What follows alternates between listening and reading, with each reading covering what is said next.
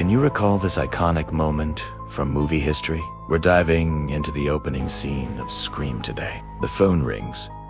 High school student Casey Becker is home alone making popcorn when the phone rings. On the other end is a man with a deep, calm voice. Casey laughs it off, assuming it's just a wrong number. But he asks to speak to her again, and she hangs up.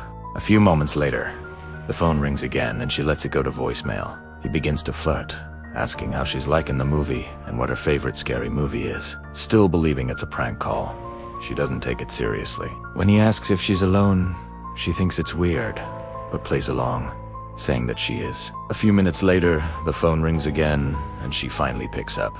The voice is now much colder and he continues to ask more personal questions. Noting that her name is written on the tip of his tongue, she realizes something is wrong and quickly locks the doors and scans the windows. The voice says, "Hi, Casey." And she screams. He admits that he can see her right now, and the game begins. He asks her to answer a horror movie trivia questions correctly, or she won't win the grand prize, which is her life. Suddenly, she sees her boyfriend, Steve, tied to a chair outside. The voice says, if she answers incorrectly, he dies. If she manages to make it through the round, the second round will be for her life. The first question is, what was the name of the killer in Black Christmas? Casey gets it right and the killer praises her knowledge. He tells her the next round is for her life and warns her not to hang up. He knows she wants to see her boyfriend live.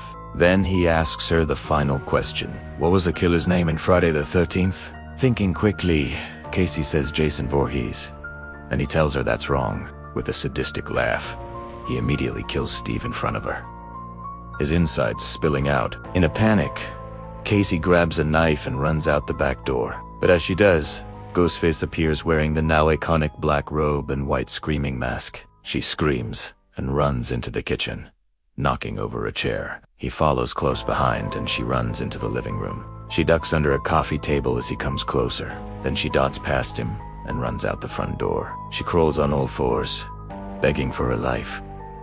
But he's right behind her. She tries to get away, but he catches her and stabs her repeatedly. Her voice is cut short as she's stabbed in the chest. Just then, Casey's parents pull up in the driveway.